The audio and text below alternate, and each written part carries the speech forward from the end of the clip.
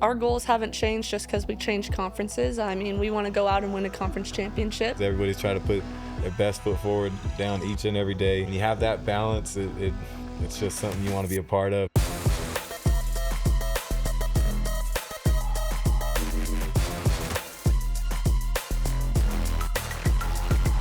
What's going on, UA family? We are back with another episode of Under the Numbers with the Utah Utes. And as you see, I have two very familiar faces. I've got Cam Rising and the one and only Kennady McQueen for the basketball team. So football and basketball here together. Yep. How are y'all feeling? I'm excited. This is going to be super fun. It is. Happy to be here. Just excited to play some basketball with Kennady, Lightning McQueen. It's going to be a good time right there. Oh, yeah, this athlete swap is definitely going to be a good one. We got to get down to this. Obviously, we are in an age of social media, right? So how did you and the football social team come up with Bad Moon Rising skits? Okay, let me get the backstory. I need you to educate our fans that are watching. I believe it was our old videographer that come in and work with us, and she kind of came up with the idea, and she knows that Coach Witt has one of the nicest trucks out there. That Ford is just is ridiculous. I mean, I'm glad he let me drive it. He doesn't let very many people drive it. So yeah, she kind of came up with the idea, and we just brought it to fruition, and it was awesome. Kind of just took off from there. Okay, so Kennedy, you got the nickname Lightning. Oh, yeah. Okay, I need the backstory. How this came about? Who was the first person that called you that, and what have you done to live up to the hype? Okay, so I think back in high school, rival student bodies would always be playing on my last name, whether it was Ka-Chow or Lightning, but it wasn't really a nickname until I got to college and Coach Rob started calling me in practice, and I was like, wow, that's never been a nickname before. And then she took it to the media, and ever since then, it's just stuck of Lightning, and I know I just got to live up to it. I got to stay fast, be quick. Yeah, that's why I'm trying to live up to that nickname for sure. So speaking about living up to a nickname, right? Your mom played at Utah, played basketball here. Talk about that connection and just some of the stories that maybe you all share for people that may or may not know that your mom played basketball here at Utah. Yeah, so for as long as I can remember, I remember watching her little VCR tapes. That's what they're called, right? Yeah. You slide those babies in, and I remember watching some of her tape and be like, I want to do that. I want to be just like my mom, following her footsteps. So from as long as I can remember, I was always in a gym with her. She coached my high school team. She was an assistant coach there. So just building that connection and her being able to let me know you have to sacrifice this, you have to do this in order to get to that next level. And so she was just a great role model for me, and knowing what it takes to reach this high of level. And yeah, it was a hard time sometimes in high school, shutting off the coach player relationship and turning it to the mom daughter. But we had to work through some kinks, and we got there. But the good and the bad, I wouldn't trade it for anything. I mean, the highs and the lows all got me to where I am today. So she really is my best friend. So I'm so glad I was able to accomplish that dream, and now I'm here. I love it. What's the great advice that your mom has given you, and knowing that, you're essentially walking in her footsteps, but at the same time creating your own legacy for yourself? Right. It was something cheesy that she always used to tell me growing up, but it was so late, I'd have a long day of school. I played volleyball in high school, so really when I was in volleyball, it was hard to make time to go up and shoot while studying, all that good stuff. So I would be like, oh, I'm so tired, I don't know if I can go shoot. And she'd be like, dreams don't work unless you do. Ooh. And then so it was kind of like that little guilt trip, I got to get up there then and shoot in the gym. So it's just something that stuck with me through making my legacy here, is that whether I'm super busy with school, we finished a game, tired, got to get up early, just getting that extra work in, whether it's before practice, after, it's the times that you really have to buckle down and do the stuff that you don't want to do. I think that her advice has really taken me to that next level. I love it. Cam, I'm going to come to you on this one. Give me a deeper look inside, right? So I want to give fans a true, and those that are watching, a scope into what a regular season workout is like for you, and what is your off-season workout, right? Because again, the dreams don't work unless you do, right? So let's put that into perspective. Yeah. What is it like for you? Well, usually we're in the facility all off season long, just coming in, lifting and running, and then we'll usually have our play around practices where we're out there with the receivers, just trying to get our timing down, making sure everything is where we need it to be, so that come spring ball we're ready to go. And then you go through spring ball, and you just kind of really start to get reps, and they accrue and they start to add up, and that chemistry is really developed with you and the team. You understand how everyone's going to operate, and then summer workouts usually involves a lot of running and just making sure we're in shape, ready to go for fall camp. And then fall camp comes around, and it's just you're in the facility all day just studying ball and playing ball and then doing recovery, anything you possibly can.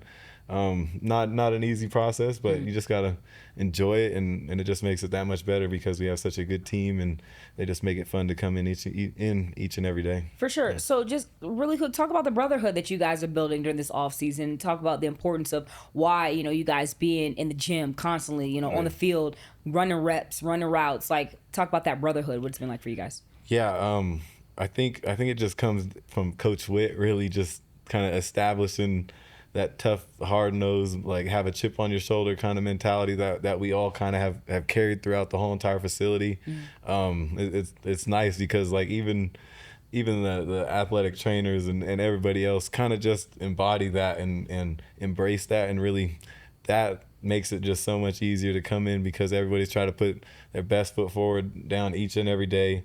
And yeah, you have guys that just make it fun to work out with. They're gonna make you laugh, and then they're gonna lock in when it's time to lock in. And when you have that balance, it's just something you want to be a part of and do everything you possibly can to make sure we can succeed. 100%. Now, Kennedy, for you, it looks a little bit different because you're a hometown kid, right? Right. From Utah, born and raised. You got roots here.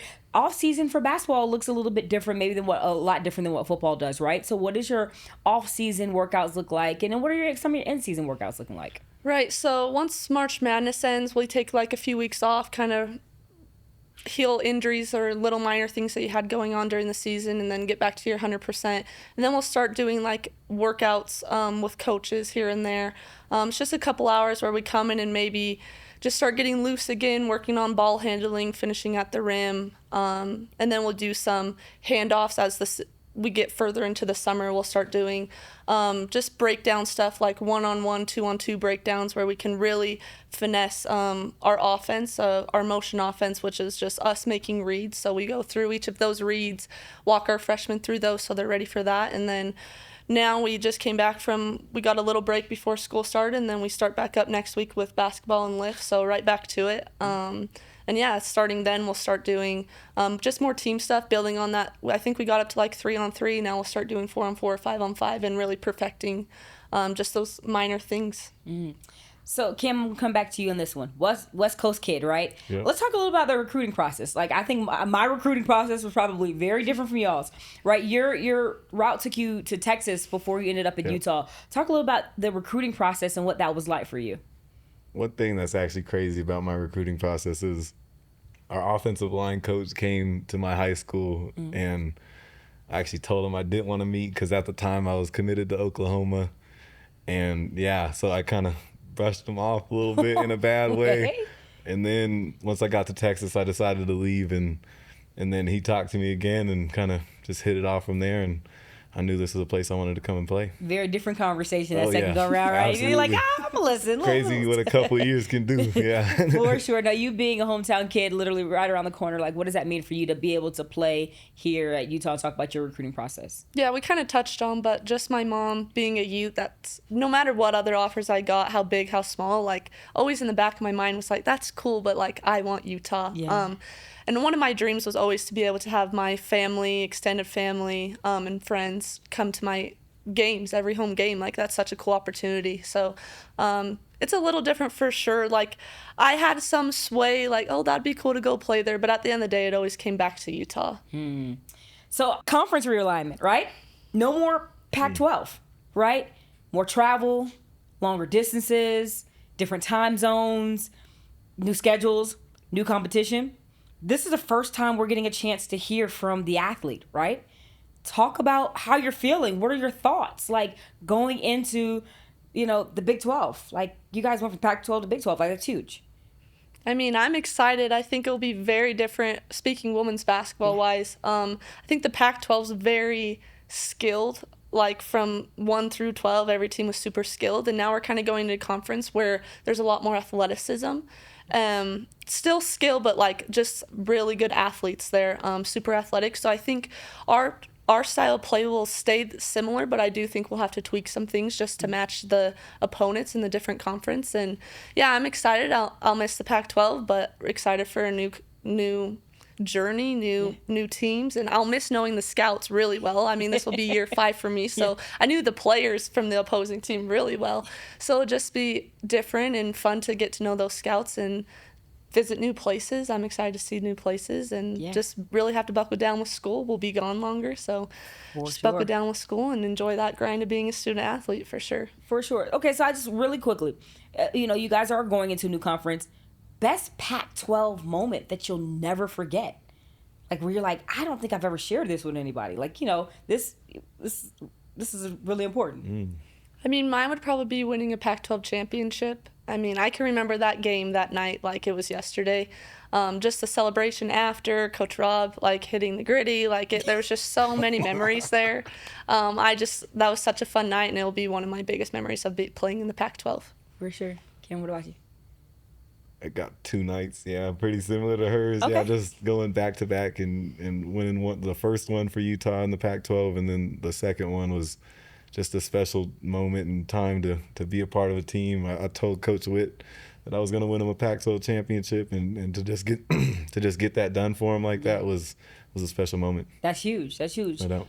Talk about the expectations going into this season again, and I'm going to keep harping on a new conference. Like, what are your expectations? Do you expect to make it to the Elite Eight? I mean, you're like, we'll take what we can get. Like, I want to hear your thoughts. Yeah, I think our goals haven't changed just because we changed conferences. I mean, we want to go out and win a conference championship. How cool would that be the first year in the Big 12 and go and win it? So that's the goal there for sure. And then just when you look big picture in March Madness, I mean, to be back in the Elite Eight is the goal. That's the dream. And I mean, me personally being my last year, I want Elite Eight and more. So that's the plan there. So 100%. So I want to shift gears a little bit. The saying goes, look good, feel good, play good. Might I add, you look very good. I see you rocking this self hat. I think Kevin Plank will be very, very excited to see you rocking that. Just going to say that. Shout out to the team that made it happen. So when you're talking about tunnel style, and let's particularly focus on Under Armour, you guys look really good, like I said, with your Under Armour drip. So, social media, we know tunnel fits, game day fits are a really big thing now. Talk about your personal styles. Like, what are you rocking? What do you like to, what's that game day feel when you're coming in, you're hitting the tunnel, you're like, I want to wear this because I feel good. It makes me look good.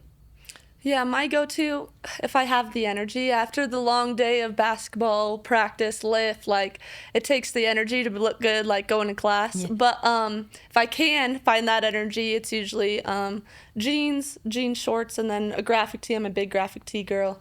And then some cool kicks. I'm a big shoe girl. So that's usually the go-tos right there. Love it. I'm simple. I like wearing shorts and a t-shirt, throw me some slides on, and I'm good to go. I don't really dress up too much, only if I'm going to dinner or something like that, or have to dress up to go somewhere. That's about it. Chilling. Yeah. So what are your favorite Under Armour articles of clothing? We see you all rocking, you got the crew necks, you got the shorts, you got the kicks looking fly. So what are some of your favorite items you would say to wear? On the court, I would definitely say the Currys. I don't know if I've played a game in my college career here at the U without Currys. They're just such my go-to. Even in middle school, that was my go-to shoe. So I love the Steph Currys on the court. And then off the court, I just love the designs. We got, going into March Madness, I'm pretty sure it was, we got this really slick sweatsuit. It was like the zippers on the pockets. It was super sweet, and we looked really good going to March Madness. So just super comfy, great fabric. It's nice to be in. So outside of the game, the swag is what brought you to the Elite Eight last year. Right. Yeah, you're right. You're right. But good play good, Yeah. That's for sure. That's for sure. So when you think about it and you just look at it, like, you all are figures in this community. You're staples in this community, right? As athletes, you're front facing. Kids in Salt Lake City and across the country look up to you all, right? And say, I want to be the next, fill in the blank, right? So when you look at you guys, how important is it for you to make an impact in your careers on the younger generations? I mean, I think when you play sports, you should always try to leave it better than when you found it. And just by doing anything you can to teach the youth in any type of camp or anything that you can do, just to make sure that they understand ball and they understand that it's fun, and any type of thing you can do with that is just going to be positive. And of course, if you go out there and can play good, it's going to make them want to try to replicate that. So that's just always the goal. Yeah. Yeah, I think just being younger, you remember, like, I can remember coming to Utah games being like, I want to be just like them. And now to be in those shoes, like, it's a job, and it's, like, it's important just to be that role model for kids in the younger generation wanting to be like you. So just knowing that, like, after the game, we have a 10-minute, like, meet and greet on the court every time, and just making sure, like, no matter how the game went, win or lose, you play bad or good, whatever, just to make sure you're taking that time to know, like, this is a huge moment for them. And making that special for them. And then I can also attest to just, like, running my own basketball camp in the summer, like my KM24 camp, and just teaching basketball, but also just getting to know the kids and letting them get to know you as a person, I think is really important. So it's just super fun to be that role model for kids now. What makes fans of the U so special, like, compared to any other fans around the country where you're like, our fans are special because, finish that statement. Cam, I'll start with you. I think it's because the energy that they bring. When you go into Rice Eccles, and I just think of the cold nights where that stadium's full and it's a tough opponent, and you're going into a battle, you know, when it comes third down and that defense is out there, it's going to be rattling, and any type of big play, you're going to hear it, like, and it's just a hard environment to play in. Yeah, just to add to that, I can remember lots of games where you're super tired going down the stretch of a fourth quarter, maybe in overtime, and you're so tired, and then a big play happens, and then you can just feel that energy of the crowd, and you're not tired anymore. So really just they're the sixth man, and when the Huntsman's packed, it's a blast to play in front of. Absolutely. So, Kennedy, I want to come to you on this one. Talk about your relationship with Coach Roberts. What makes Coach Roberts so special? I think the most unique thing about her is she knows how to work. When it's time to work, she works, and when it's time to have fun, she knows how to have fun. She's such a teaser, and we tease her just as much. So just letting her, like, be able to let down her guard like that. When we're on the court, when we're in practice games, like, she's serious, we listen to her, and then off the court, she's just a blast to be around. And then just to add to that, she just knows individual players' like style of play and can cater her coaching to each player and how to get the most out of them, which is, I think, is super unique. Not every player's the same. Not every player can be coached the same. And so she does a really good job at getting the big picture mission through everybody, but then the little details to make you a personal, better player, she's really good at. Coach Witt, you've mentioned his name several times. What makes Coach Witt so unique? I think, tenure is something that is so special, especially in college football. I don't even know if there's another coach that's been coaching at the same university for this long, and he does a good job just making sure wherever he feels he lacks, he gets somebody that is going to come in and kind of change it up and bring a new little element to the coaching staff, and that he just knows how to put those pieces of the puzzle together to fit 120 players, and then the 12 or 13 coaches, whatever you get, and he just does it like better than anybody else. He's the reason I came to this school, because just wanted to have a coach that you know is going to be there and know is going to have the right positional coaches in there for you. So yeah, he's special. Okay, I want to stick with you, this Cam, and then Kennedy. I want to ask you the same question as well. We're going to shine a light on your teammates, right? Yep. Who was a teammate that you're like, day to day, they are bringing the energy? It could be, one teammate, it could be a couple of teammates. But who's that teammate that's like the energy day in, day out that helps you become the best version of yourselves? Ooh. That's tough. If it's a couple of them, you can name a couple of them. We're going to shine a light on them, but we want to show them some love. I love our D tackles, Junior and Keanu. They just bring a certain type of energy that you can't replicate. Start hearing the chi-hoos and all that, and they just get you going and ready to work out. It'll be halfway through a workout, and you just hear them start yelling, just something random just to give you some energy. And those guys bring it each and every day, and just glad to have them on my team. Absolutely. Kennedy, what about you? Yeah, for me, I would say Inesh and Gianna. I think Inesh, you've seen her in games, I'm sure. Like, I feel like she plays the whole 40 minutes, and then, like, she could play 3 more games after that. Like, the girl just doesn't get tired. She has such a high motor. So just knowing we're going into lift, it's an early morning lift, like, you're trying to wake up, she'll get you woken up. So she's great at doing that for us. And then Gianna's just such a great example of hard work, just a gym rat. So I think she's a really good example for our team, especially the freshmen and new people coming in, is like that's what it takes to be great. And So yeah, I think those two are two different examples of just people I look up to on the team for sure. Absolutely. So on the podcast, we do a thing called athlete swap, right? We're literally going to put your skills to the test. Kennedy, hard-hitting question. All right. I need you to be honest with us, okay? Do you think you can play football? Probably not at this level. No, I don't, because Okay. because I do think if it was like women's college football, like heck yeah, I think I could go out there and be a good wide receiver. But like seeing how they play, like I don't know if I could handle that. No? All right. So Cam, on the opposite side, I gotta ask you, do you think that you could put your hoop skills to the test, that you would be a good basketball player? Why or why not? I think so. I mean, it's in there. You know, I've done it my whole life. Okay. I mean, I'm not gonna say that I can come play at her level right now. You know, Okay. you give me a few months in the gym, we can start talking. But So practice player on the rise. I love that. Okay. Please. yeah, I mean, every time I see them, I usually am talking some sort of smack. Like, true. you know, just It's true. I do want to play pickup with them and get out there, you know, and just see, you know, like there's only one way to really know, and I'm excited to finally do it. you know? Okay, so let me ask you this, Cam, and then Kennedy, I want you to answer this as well. What's the hardest part about each other's respective sports? So in your case, basketball, and in your case, football, Kennedy. So Cam, if you can take that first. For basketball, you're saying? Yeah, hardest part about basketball. Oh, Yes. for me, it's the conditioning. Every time I go back out there, oh my goodness, just running up and down the court again. That's not it for you? Oh no, I'm used to a 40-second play clock, and you can catch your breath after you run and stuff. So that's something I definitely respect. Like, I know she can run circles around me if we played a timed game or something. Like, Okay. yeah. I think from a quarterback perspective, just taking those hits, I think that'd be really, really tough. And then just getting that ball out in time and making the read while you're being rushed, I think that'd be very difficult. So, yeah, that's what I respect so much about football in your position. Yeah, for sure. You know, a lot of times, you know, people see the athlete. Kim and I were talking about this before we sat down is, what are your hobbies? What do you like to do for fun when you're not in the gym, lifting weights, conditioning, working out, traveling, studying? Like, what do you like to do for fun? Yeah, I think, of course, like the normal spend time with family, friends, but something unique that I've always fished growing up, but just the past few years, my dad has taught me how to fly fish. So I do that a lot in the summer, whether we go camping or like we go up to Yellowstone and like we'll fish in the lakes up there. But I think just fly fishing, that's a really unique hobby that I love, and I think I'll continue to do in my life. So That's good.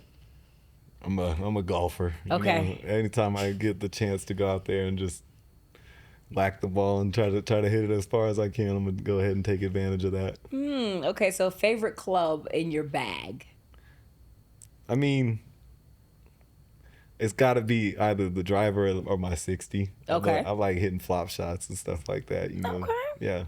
Okay, so if we were catching you, you know, fishing somewhere in Utah or around the area, is there anywhere that you'd like to go where people would be like, I'm surprised to see her here? probably Henry's Lake. So it's up by Yellowstone, and it's like this lake that you can't, like, usually when I've gone, you don't catch a ton of fish, but the fish you catch are like giants. So it's super fun. So if you want to like challenge yourself, and like it's not like one of those places that you can just cast and then like they hook themselves and you reel in, like you got to be really technical about it. So probably Henry's Lake. Most amount of fish you caught at one time, just for fun. I know, I'm working on being like a better fisherman, not just so focused on a catcherman. It's a rough life of a fisherman for sure, but probably like 10. Okay. I haven't had a day where I catch a ton, unless it's been. I was saying, me and Kim were like, wow. She's like, I'm disappointed. We're like, whoa. I'm thinking the same thing. Like, that's pretty Yeah, I good. know. When you wake up at like 4 a.m. and then you're there all day and you only catch 10, like that's kind of a long day, don't you think? I mean, if you're pulling in them big dogs. Yeah, that's fair. That's fair. That's all that matters. Got some So I shoulders on love them. asking this question, and I want you to really put some thought into it. Like, don't give me just a basic answer, right? So there's a lot of stuff about you all on Google, and you can look at the internet on your social medias. But what's one cool, fun fact that you've never shared with anybody that we can have an exclusive for our UA podcast? Like, I feel like the fans want to know, like, what's something cool that we can't find about you on Google or the internet? Ooh, you Go looking at ahead, you me? start. Go ahead, Kim. Let's go. I'd say I love to sing, but I'm not very good at it. But I still love to sing. You know, like Ooh, Ooh, that's like one thing. singing like with the windows down and like Oh, you're I'll going sing- down the highway and Hey, going during fall camp, every night I was going home with the windows down, just singing my heart out. Yeah, Okay. I did not care. It was a Friday night. I'm going home at 9:00, singing my heart out. I Yeah. love it. Okay, Oh, yeah. so he's got an inner singer in him. What about you? I'm working on not being so embarrassed about this, but I'm a little bit of a gamer in the summers where I don't have anything else to do. Look at his face. Look at his face. Wow. Yes. I know, and there's like a few other of my teammates that like will get together and game, but like big like 2K. We haven't played the new college football, but that looks like a blast. We need to. Should try that out. But like that or like Fortnite, Call of Duty, like we're getting into the gaming. His face is So amazing. I played with some teammates during the summer. Now school started, so there's not much free time. But during the summers, we had a little gaming group going, and it was pretty fun. Wait, I did was y'all playing have a... Call of Duty? Yeah, look. He's like, wait a second, I didn't get the invite? Zombies. Like, Oh, okay. Zombies. Hey, I love zombies. That's Right, fun. zombies. that's lit. Okay, so you all have had... So you have a lot of experience underneath your belts, right? So when you look at all that you've been through, all that you learned since being in school, what would you tell, and I need you to specifically speak to the freshman in you, right? So if you could speak to, the new Cam, the new Kennedy coming in as a freshman to yourself, what advice or words of wisdom would you give yourself? I think mine would just be like, remember why you started. I think there's been a lot of times, like we've talked about the grind of being a student athlete, that it can be easy to take the easy way out of things. But just remember, like looking back as myself as a little girl, and that my goal was just to play here and put in all that work to get here. Like it doesn't stop once you get to college. Mm-hmm. It just gets harder, and it's harder to find the time to do your own trainings. And that's just the grind it takes, is to look back, remember why you started, and the grind doesn't stop once you get to college. I love it. Cam? I'd probably tell myself it's just work. Go out there and do it every chance you get. Just go out there and have fun with it. Put your head down and go. Don't listen to what anybody tells you, and just have some fun out there. For sure. Last question before I let you go. You guys are in for big seasons, right? What is your message to Utah fans to be all in, to be locked in, to ready to cheer you on to another bowl game, to an Elite Eight, Final Four, championship run, national championship? Yeah. What is your words to fans? Like, if we only could take a 15-second of this clip, what do you want fans to know? Yeah, I think my message would be like, let's let these Big 12 teams like know what the Huntsman is about and what Utah is about.